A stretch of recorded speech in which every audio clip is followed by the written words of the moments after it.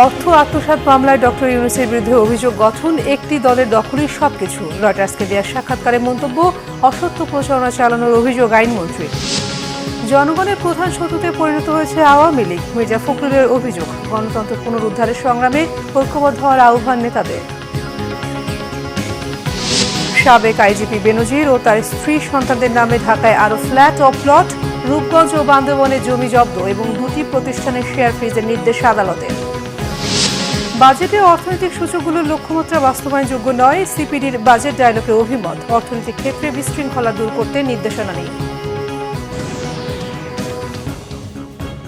দেখছিলেন বিআরবি কেবল সংবাদ শিরোনাম, এবারে বিস্তারিত খবর। মানি লন্ডারিং প্রতিরোধ আইনের মামলায় নোবেলজয়ী অর্থনীতিবিদ ডক্টর মোহাম্মদ ইউনূস সহ 14 জনের বিরুদ্ধে অভিযোগ গঠন করেছে আদালত। ঢাকার বিশেষ জজ আদালত 4-এ চার্জ গঠনের মধ্য দিয়ে এই মামলার বিচার শুরু হলো। সাক্ষ্য গ্রহণের জন্য আগামী 15 জুলাই দিন ঠিক করেছে আদালত। এদিকে অর্থ আত্মসাতের মামলায় লোহার কাঠগড়ায় দাঁড়ানোকে অপমানজনক উল্লেখ করে হয়রানির অভিযোগ তুলেছেন ডক্টর ইউনূস। আরও জানাচ্ছেন দীপন দেওয়ান। গ্রামীণ টেলিকমের কর্মীদের লভ্যাংশের 25 কোটি 22 লাখ টাকা আত্মসাতের অভিযোগে দায়ের করা এই মামলায় গত 1 ফেব্রুয়ারি ডক্টর ইউনূস সহ 14 জনের বিরুদ্ধে আদালতে অভিযোগপত্র দেয় দুর্নীতি দমন কমিশন দুদক। মানি লন্ডারিং প্রতিরোধ আইনের মামলায় অভিযোগ গঠনকে কেন্দ্র করে নোবেলজয়ী অর্থনীতিবিদ ডক্টর মোহাম্মদ ইউনূস সহ 14 জন বুধবার সকালে আদালতে হাজির হন। অভিযোগ গঠনের সময় ডক্টর ইউনূস সহ অন্যরা নিজেদের নিরপরাধ দাবি করেন। আদালতের কাছে ন্যায় বিচার চান তারা। মানি লন্ডারিং, তারপরে আত্মসাৎ, প্রতারণা, এই শব্দগুলোর সঙ্গে আমার কি যুক্তি আছে আমি তো জানি না। এটা আমি শিখি নাই, কোনোদিন করি নাই কোনোদিন। কাজে হঠাৎ করে এই প্রকাণ্ড রকমের শব্দগুলো আমার উপর আরোপ করা হচ্ছে, সেটার বিচার হবে সেটা বুঝতে পারছি না আর কি। সেটা কেন হয়, যে এটাই হলো হয়রানি, যে আমার কাছে বোধগম্য, আমার সহকর্মীদের কাছে বোধগম্য হচ্ছে না, কারো কাছে বোধগম্য হচ্ছে না। আমরা সারা জীবন তো মানুষের সেবাতেই কাটিয়েছি। এই অর্থ আত্মসাৎ করার জন্য তো আমরা আসি, নিজেদের অর্থ ব্যয় করে আমরা এসেছি, এটাই আমাদের ইতিহাস। কাজে এখানে কেন হচ্ছে, এটাই হলো হয়রানি, যে আমাদের বোধের মধ্যে আসছে না। মামলাটি দ্রুত শেষ করতে সরকার পক্ষ বারবার চেষ্টা করছে বলেও অভিযোগ করেন আসামি পক্ষের আইনজীবী। এই মামলা তো দ্রুত বিচার আইনের মামলা না, এটা স্বাভাবিক নিয়মে চলবে।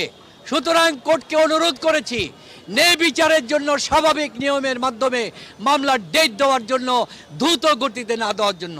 তারপরে সরকার পক্ষ বারে বারে চেষ্টা করছে মামলাটাকে অতি দ্রুত সমাপ্তি করার জন্য।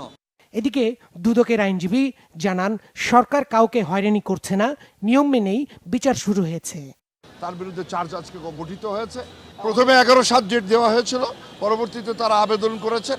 সেই আবেদনের পরিপ্রেক্ষিতে আবার 4 দিন বাড়িয়ে 15/7 পরবর্তী তারিখ ধার্য করা আছে। মামলার মধ্যে 26 কোটি টাকা 437 কোটি টাকা থেকে সরানোর জন্য সভা করে সবার চেয়ারম্যান হিসেবে দায়িত্ব পালন করে যেদিন এগ্রিমেন্ট করেছেন সেদিনই তারা ব্যাংক অ্যাকাউন্ট ব্যবহার করেছেন, অথচ ডকুমেন্টসে দেখা যাচ্ছে ব্যাংক অ্যাকাউন্টটা 1 মাস পরে হয়েছে।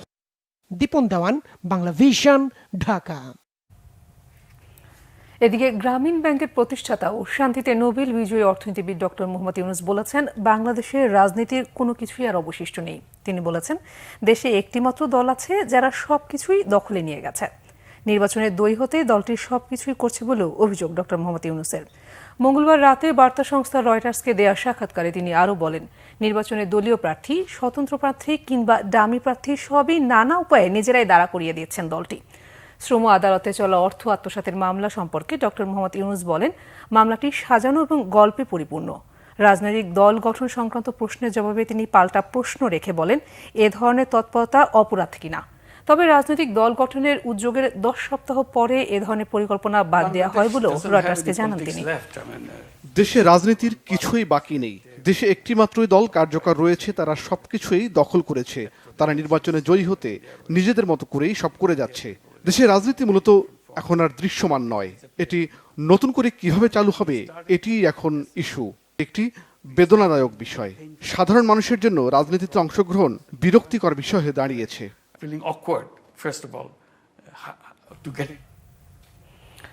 আইনমন্ত্রী আনিসুল হক বলেছেন, বিচার প্রক্রিয়া নিয়ে অসত্য প্রচারণা চালাচ্ছেন নোবেলজয়ী ডক্টর মোহাম্মদ ইউনূস। এটা দেশের জন্য অপমানজনক। সচিবালয় ইউরোপীয় ইউনিয়নের প্রতিনিধি দলের সাথে বৈঠকে তিনি এ মন্তব্য করেন। প্রশ্ন আসছে ওনাদের কাছে, সেই সব জবাব এর জন্য ওনারা একটু ব্যাপারটা নিয়ে পরিষ্কার হতে চাচ্ছে। যে পরিষ্কার হওয়ার ব্যাপারে আমি তখন বলেছি যে ডক্টর ইউনূসের ব্যাপারে কি কি মামলা আছে, দেশের যে কোনো নাগরিক দেশের আইন ভঙ্গ করে তার যেরকম বিচার হয় ডক্টর ইউনূসেরও ঠিক সেইভাবে বিচার হচ্ছে। কিন্তু আমি এটা বলেছি যে ডক্টর ইউনূস যেই সব কথা বলে বেড়াচ্ছেন সেই সব কথা অসত্য এবং সেই সব কথা বাংলাদেশের জনগণের জন্য অপমানজনক। 21শে আগস্ট গ্রেনেড হামলা মামলায় দণ্ডপ্রাপ্ত তারেক রহমান সহ 15 আসামিকে গ্রেফতারের প্রচেষ্টা অব্যাহত রয়েছে বলে সংসদে জানিয়েছেন প্রধানমন্ত্রী শেখ হাসিনা। বুধবার সংসদে সংসদ সদস্য ফরিদা ইয়াসমিনের লিখিত প্রশ্নের উত্তরে প্রধানমন্ত্রী এই তথ্য জানান।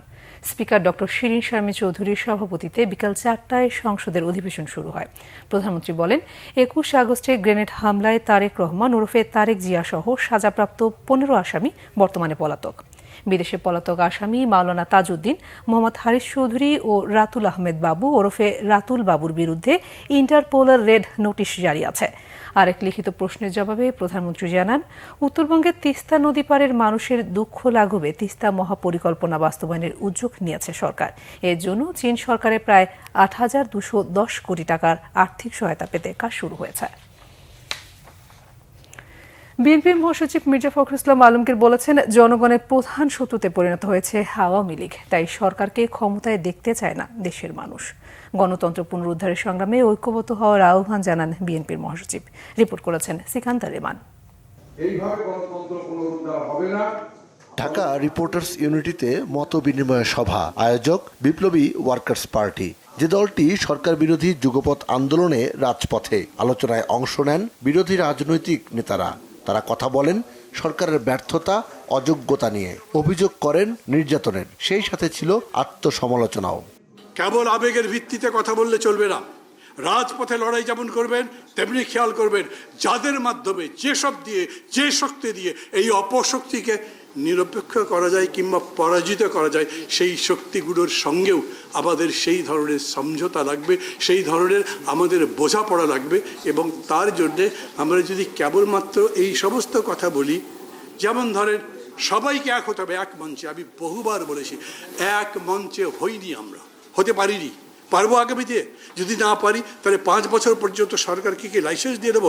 আমাদের এখনই বলতে হবে এই সরকারকে মানি না, মানবো না, লড়াই চলবে যতক্ষণ পর্যন্ত তাদের পরাজিত করতে না পারি। 10-15-20টা পরিবার যেভাবে দেশ তার যাতে অর্থনৈতিক কাজকে জিম্মি করে ফেলেছে, তাহলে সেই ব্যবস্থা কায়েম করা যায় না।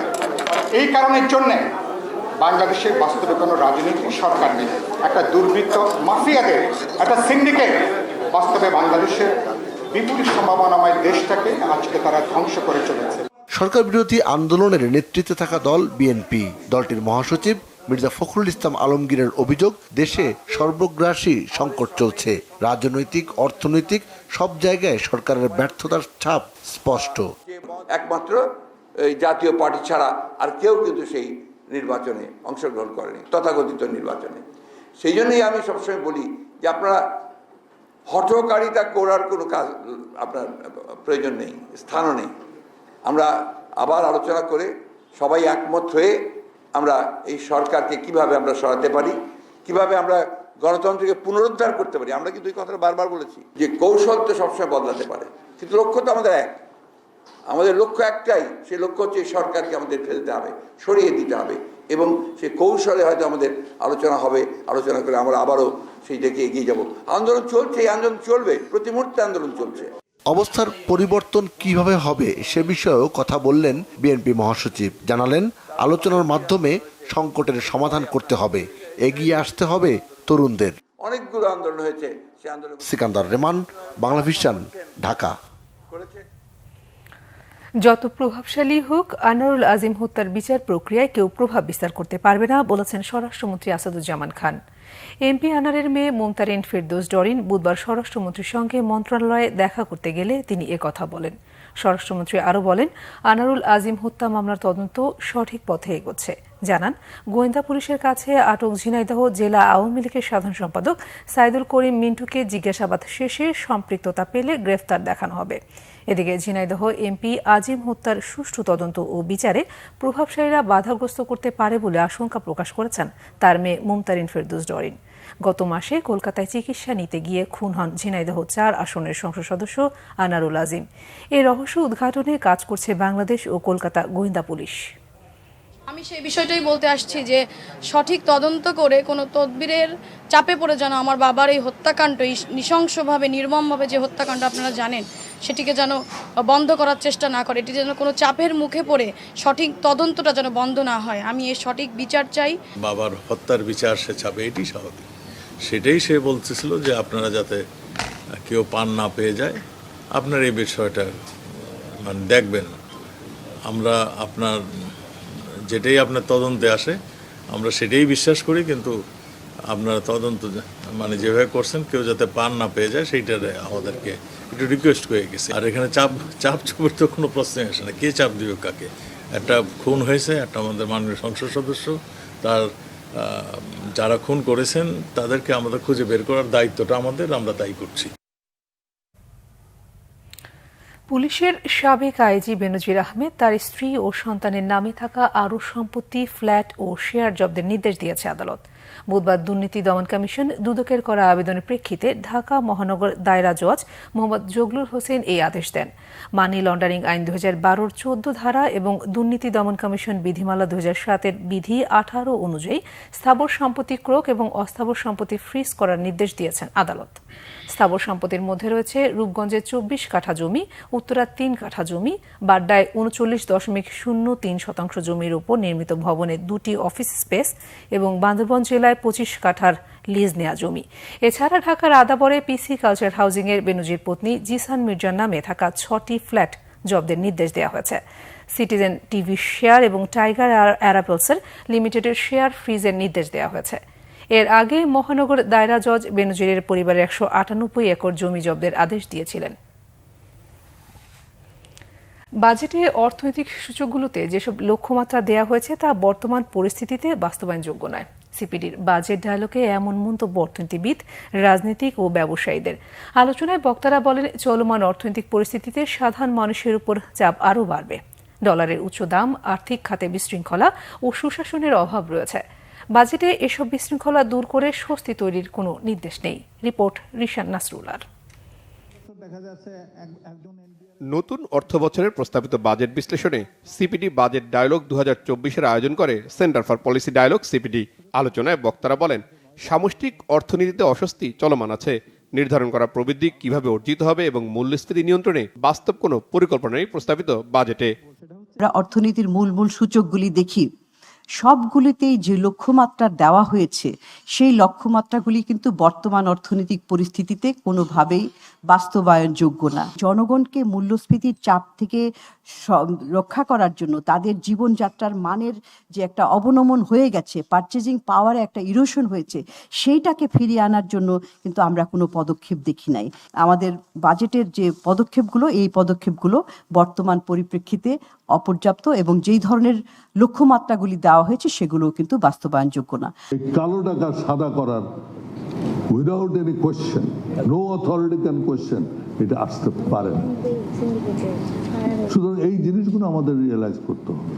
1,82,000 কোটি টাকা হচ্ছে আমাদের স্বীকৃত মন্দরিন, যেটা সরকার স্বীকার করে নিচ্ছে। আর অস্বীকৃত মন্দরিন কত? অর্থনীতিবিদরা বলছেন এটি 5 থেকে 5.5 লক্ষ কোটি টাকা। মাই গড! আচ্ছা, আমরা কি জানি না এই টাকা পাচার বা এই মন্দরিন কাদের হাত দিয়ে হচ্ছে? খুব ভালো করে জানি। কাগজে কলমে বাজেট নিয়ে আলোচনা করতে পারি, ভালো ভালো কথা বলতে পারি, অর্থনীতির তত্ত্ব নিয়ে আলোচনা করতে পারি, কিন্তু বাস্তবে গ্রাউন্ডে মাটিতে আসলে কতটুকু তার সুফল পাওয়া যাবে সেই প্রশ্নটা থেকেই যায়। বিভিন্ন খাতে বাজেট বরাদ্দে বৈষম্যের সমালোচনা করে বক্তারা বলেন, দেশের উন্নয়ন কৌশলে গেল 1 দশকে স্বাস্থ্য, শিক্ষা ও কর্মসংস্থানকে গুরুত্ব দেওয়া হয়নি। বলেন, দেশের সম্ভাবনা এখন রাজনৈতিক ত্রিভুজে আটকে আছে। এটা রাজনৈতিক অর্থনীতির লৌহ ত্রিভুজে বাংলাদেশ আটকে আছে। সার্বিকভাবে জবাবদিহিতাহীন অর্থনীতির পরিচালনা, ব্যাংকিং সেক্টরের সমস্যা কি সবাই জানি, সমাধান হচ্ছে না। অদক্ষতা এবং দুর্নীতির সার্বিক প্রাতিষ্ঠানিকরণ হয়ে গেছে। সো আমরা একটা লৌহ ত্রিভুজের রাজনৈতিক অর্থনীতি আটকে আছি, এটাকে ভাঙা দরকার। বাজেট হেডসগুলো যেখানে আমরা ব্যয় করছি ওগুলার প্রয়োজনীয়তা, ওগুলার থেকে আমরা কি পাচ্ছি জনগণ, এটা বিচার করার দরকার। আমি একটা কথা প্রায় গ্রামীণ ভাষায় ব্যবহার করি, অন্যত্র আজকে সাহস নিয়ে বলবো, আমরা বাস করি ভূতলে, বিনিয়োগ করি পাতালে। এই সম্বন্ধে এই প্রবণতাটা আমাদের চিন্তা করার খুবই প্রয়োজন আছে। আগামীর অর্থনীতির চ্যালেঞ্জ মোকাবেলায় প্রস্তাবিত বাজেটকে অনেকটা সাদামাটা বলেই মনে করেন আলোচকরা। রিশান নাসরুল্লাহ, বাংলা ভিশন, ঢাকা। বেসরকারি হাসপাতালে আইসিইউ নিয়ে বাণিজ্য বন্ধে কঠোর ব্যবস্থা নিতে সংসদের দৃষ্টি আকর্ষণ করেছেন বিরোধী দলীয় চিফ হুইপ মুজিবুল হক চুন্নু। বুধবার জাতীয় সংসদে পয়েন্ট অফ অর্ডারে তিনি আরও বলেন, একজন কর কমিশনার কিভাবে রাষ্ট্রে 170 কোটি টাকা মাফ করে দেন। এই ঘটনায় এনবিআর চেয়ারম্যান, ব্যাংক ও আর্থিক প্রতিষ্ঠানের সচিব এবং অর্থমন্ত্রীর ভূমিকা নিয়েও প্রশ্ন তোলেন তিনি। একজন সাবেক কর কমিশনার ওয়াহিদুর রহমান চৌধুরী গ্রামীণ ফোন সহ 4টা মোবাইল যে ফোন কোম্পানির 170 কোটি টাকা সুদ উনি মাফ করে দিয়েছেন।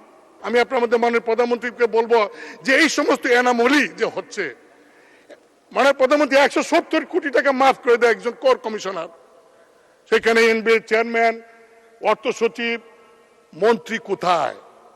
এইগুলি তো যদি দেখেন তাহলে আমার মনে হয় সরকারের ইমেজও ভালো হবে এবং দেশের স্বার্থ এগুলি খুব কঠিন হাতে দেখা প্রয়োজন। রাজধানী কোরবানি বজ্র অপসারণে দক্ষিণের মেয়র শেখ ফজলে নূর তাপস 24 ঘন্টা সময় নিলেও উত্তরের মেয়র মাত্র 6 ঘন্টায় বজ্র পরিষ্কারের ঘোষণা দিলেন।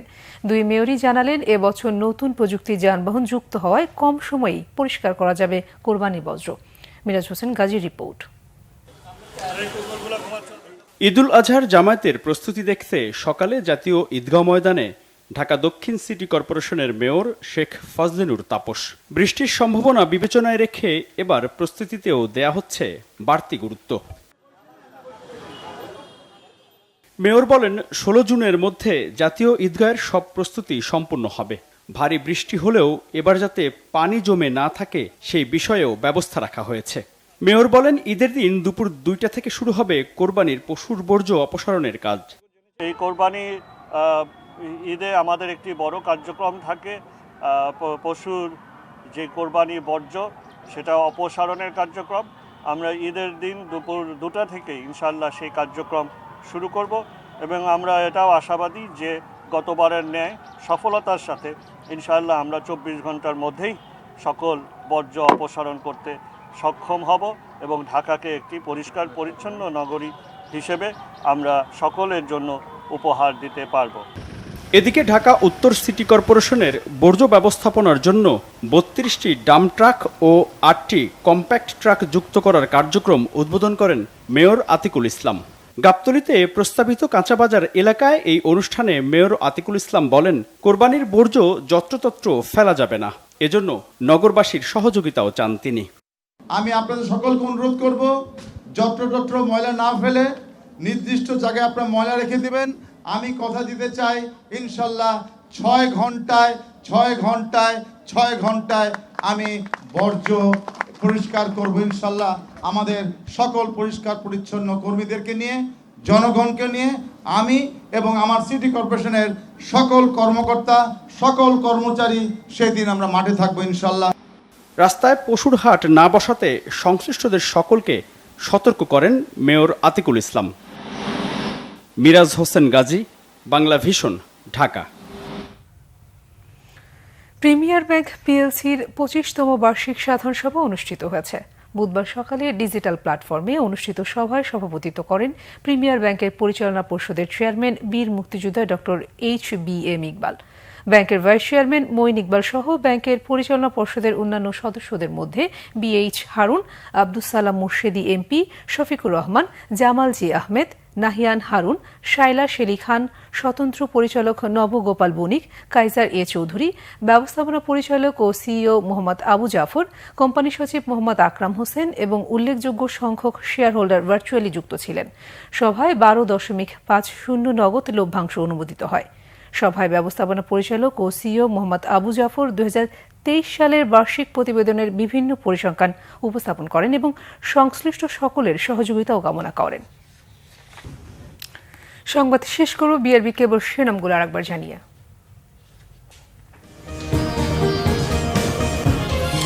অর্থ আত্মসাৎ মামলায় ডক্টর ইউনূসের বিরুদ্ধে অভিযোগ গঠন, একটি দলের দখলই সবকিছু। রয়টার্সকে দেয়া সাক্ষাৎকারে মন্তব্য, অসত্য প্রচারণা চালানোর অভিযোগ আইনমন্ত্রীর। জনগণের প্রধান শত্রুতে পরিণত হয়েছে আওয়ামী লীগ, মির্জা ফখরুলের অভিযোগ। গণতন্ত্র পুনরুদ্ধারের সংগ্রামে ঐক্যবদ্ধ হওয়ার আহ্বান নেতাদের। সাবেক আইজিপি বেনজির ও তার স্ত্রী সন্তানদের নামে ঢাকায় আরো ফ্ল্যাট ও প্লট, রূপগঞ্জ ও বান্দরবনের জমি জব্দ এবং 2টি প্রতিষ্ঠানের শেয়ার ফ্রিজের নির্দেশ আদালতের। বাজেটে অর্থনৈতিক সূচকগুলো লক্ষ্যমাত্রা বাস্তবায়নযোগ্য নয়, সিপিডির বাজেট ডায়লগে অভিমত। অর্থনৈতিক ক্ষেত্রে বিশৃঙ্খলা দূর করতে নির্দেশনা নেই। এই ছিল এখনকার মতো। পরে সংবাদ সকাল 7:30টায় দেখার আমন্ত্রণ রইল। এছাড়া বাংলাভিশন সংবাদ এবং সংবাদ সংশ্লিষ্ট অনুষ্ঠান দেখতে ভিজিট করুন www.bbnews24.com ও facebook.com/banglavisionnews এবং সাবস্ক্রাইব করুন youtube.com/banglavisionnews। ধন্যবাদ সবাইকে।